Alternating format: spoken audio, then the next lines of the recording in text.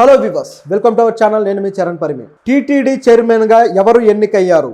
So TTD చైర్మనే కాదు, అనేక శాఖలు దాదాపు ఏపీలో ఉన్న ఏవైతే కార్పొరేషన్లు, కమిషన్లు ఉన్నాయో ఈ శాఖలన్నిటికీ కూడా ఎవరెవరు చైర్మన్లుగా ఉండబోతున్నారో ఒక లిస్ట్ అయితే ఫైనలైజ్ అయింది.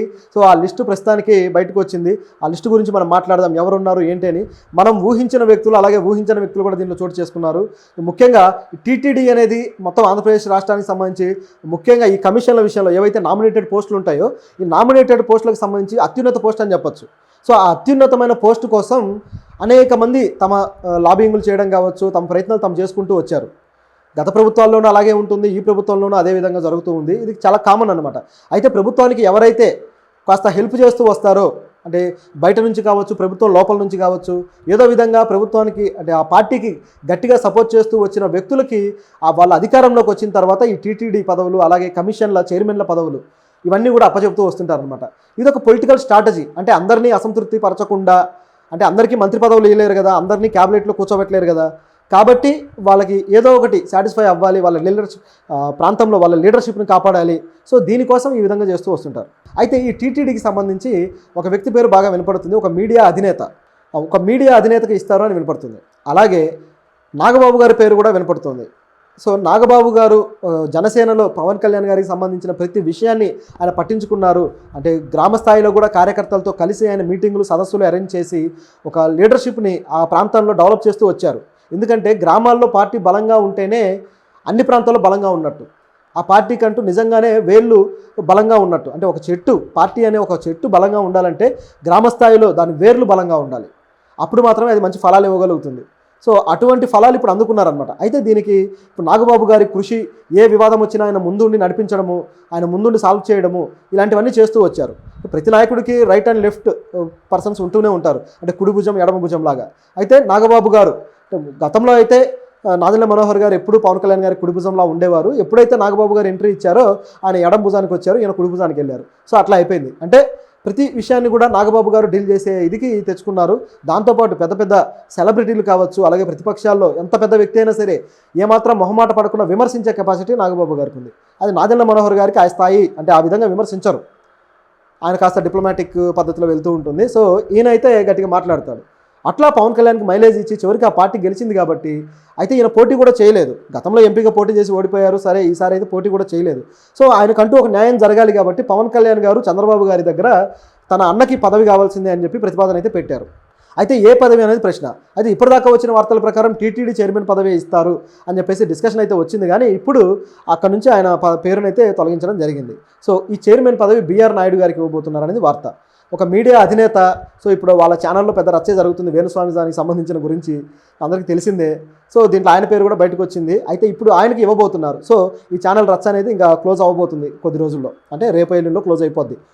ఎందుకంటే ప్రభుత్వానికి సంబంధించి ఆ స్థాయి ఇన్ఫ్లుయెన్స్ ఉన్న వ్యక్తులు ఇప్పుడు ఆయనకి ఇస్తారు అనేది ఒక వార్త అయితే ఉంది. దాంతోపాటు అనేక కమిషన్స్ ఉన్నాయి, వీటికి కూడా ఎవరెవరు చైర్మన్లుగా ఉన్నారనేది మనం ఒకసారి లిస్ట్ అయితే చూద్దాము. ఎందుకంటే చాలామంది ఉన్నారు. అలాగే జీవి రెడ్డి, దేవినేని ఉమా. సో వీళ్ళు వచ్చేసి డిజిటల్ కార్పొరేషన్ చైర్మన్గా జీవి రెడ్డి గారి పేరు, అలాగే దేవినేని ఉమాకైతే ఆర్టీసీ చైర్మన్గా ఇవ్వాలనే ఆలోచన ఉంది. దాంతోపాటు ప్రవీణ్ కుమార్ రెడ్డి, ఈయనకైతే ఏపీఐటీసీ చైర్మన్గా ఇవ్వాలనే ఆలోచన అయితే ఉంది. సో దాంతోపాటు పట్టాభికి అయితే పౌర సరఫరాల కార్పొరేషన్, అలాగే మాజీ మంత్రి పీతల సుజాతకైతే ఎస్సీ కమిషన్, అట్లాగే మాజీ మంత్రి కిడారి శ్రవణ్ కుమార్, సో ఈయనకైతే ఎస్టీ కమిషన్. అలాగే మొత్తం ఈ విధంగా చాలా కమిషన్లు ఉన్నాయి. వీళ్ళందరికీ కూడా ఇవ్వబోతున్నారు. మొత్తం 90 కమిషన్లు చెప్పాలంటే. ఈ 90 కమిషన్లలో వీళ్ళకి చైర్మన్లు 90 మంది, మళ్ళీ వీళ్ళకి మెయిన్ ఎవరైతే కార్యదర్శులు ఉంటారో వాళ్ళతో పాటు మళ్ళీ మెయిన్ మెంబర్స్ ఎవరైతే ఉంటారో వాళ్ళు 100లో ఉంటారు. మళ్ళీ ప్రతిదానికి కూడా ఇంత పర్సంటేజ్ అని ఉంటారు కాబట్టి అన్నీ కలిపితే 100లో పదవులు ఉన్నాయి. ఈ 100లో పదవులన్నీ కూడా ఎవరికి పనికొస్తాయి అంటే ఇప్పుడు జిల్లా స్థాయిలో, అలాగే నియోజకవర్గం స్థాయిలో సెకండరీ గ్రేడ్ లీడర్స్ ఎవరైతే ఉన్నారో వీళ్ళందరూ ఇప్పుడు ఆ పదవుల్లోకి వెళ్ళబోతున్నారు. అంటే ఫస్ట్ గ్రేడ్ లీడర్స్ కాకుండా సెకండ్ గ్రేడ్లో అనమాట. ఆ విధంగా వీళ్ళకు ఒక పునరావాసంగా, వాళ్ళకు ఒక ఉపాధి మార్గంలాగా దీన్ని చూపించబోతున్నారు. వాళ్ళకు ఒక స్టేచర్ ఇస్తుంది అది. అయితే దీనికి కూడా దాదాపు 22,000 మంది అప్లై చేసుకున్నారనే వార్త అయితే ఉంది.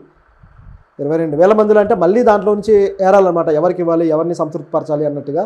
సో ఇది చాలా పెద్ద విషయమే, పెద్ద కసరత్తు అయితే చంద్రబాబు గారు చేస్తున్నారు. దీని విషయంలో పవన్ కళ్యాణ్ గారు అలాగే పురంధరేశ్వర్ గారు కూడా సో వీళ్ళ ఇద్దరితో కలిసి ఆయన ఒక మీటింగ్ అరేంజ్ చేసుకొని డిస్కస్ చేసి ఈ పేర్లు కొంతమంది అయితే ఫైనల్ చేసుకోవడం కూడా జరిగింది.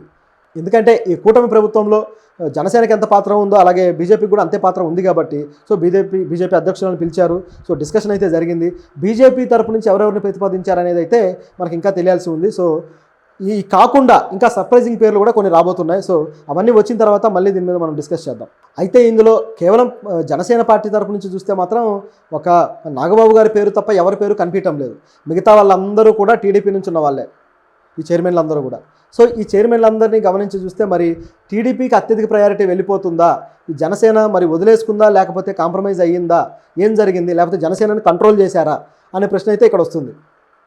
ఈ నాగబాబు గారి పేరు కూడా ఇప్పుడు వీళ్ళు ఇచ్చిన లిస్టులో అయితే లేదు, కానీ ఖచ్చితంగా ఏదో ఒక పదవి ఉంటుంది, అదొక సర్ప్రైజ్గా వస్తుంది అనేది అయితే మనకు కనిపిస్తూ ఉంది ఈ సినారియో అంతా చూస్తుంటే. లిస్టులో అయితే ఎందుకు ఇవ్వలేదు అనేది మరి తెలీదు, కానీ ఒక ఇంటర్నల్గా అయితే జరుగుతూ ఉంది. సరే, ఇది ఇలా ఉంటే ఎందుకని కేవలం టీడీపీ వాళ్ళు మాత్రమే ఉన్నారు అనేది ఒక ప్రశ్న. సో దీంట్లో పవన్ కళ్యాణ్ గారే కొద్దిగా తగ్గారనుకోవాలి.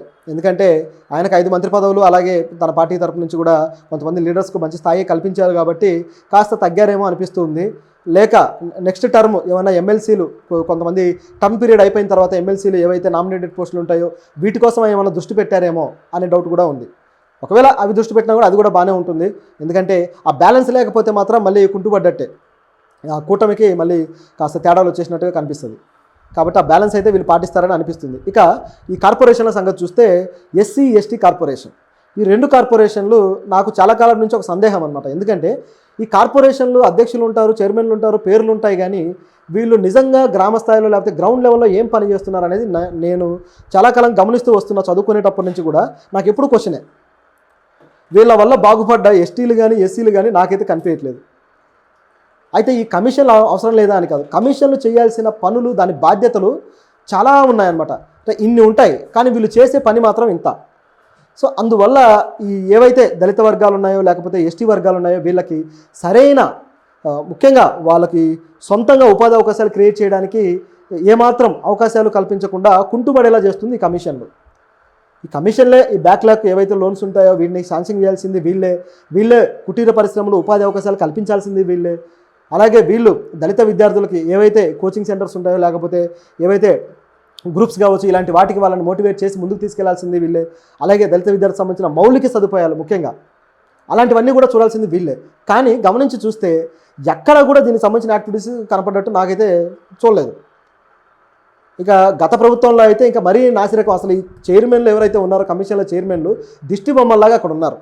ఇప్పుడైనా కనీసం వాళ్ళు పని చేస్తారేమో చూడాలి. వాళ్ళు ఒకవేళ నిజంగా పని చేయగలిగితే కొంతలో కొంత మార్పు అయితే వస్తుంది. ఎందుకంటే ప్రతిసారి రిజర్వేషన్లని లేకపోతే వర్గీకరణని దాంట్లోనే దళితులందరూ ఏదో ఉద్యోగాలు సంపాదించేస్తున్నారు అన్నట్టు కలరింగ్ ఇస్తారు, కానీ అక్కడ కూడా కేవలం 10-20% ఉద్యోగాలే ఉంటాయి. మిగతా 80% మంది ఎటువంటి ఉపాధి అవకాశాలు లేక అనేక రకాల ఇబ్బందులు ఎదుర్కొంటూనే ఉంటారు. సో వీళ్ళు చర్యలు తీసుకుంటే ఖచ్చితంగా వాళ్ళకి ఒక సరైన ఒక స్వావలంబన లేకపోతే స్వయం ఉపాధి అనేది ఏర్పాటు చేయడం పెద్ద కష్టమేం కాదు. మరి వాళ్ళు చేయాల్సిన బాధ్యత అయితే వాళ్ళలో ఉంది. చూద్దాం, మరి కొత్త కమిషన్లు కాబట్టి కొత్తగా వస్తున్న వాళ్ళు మరి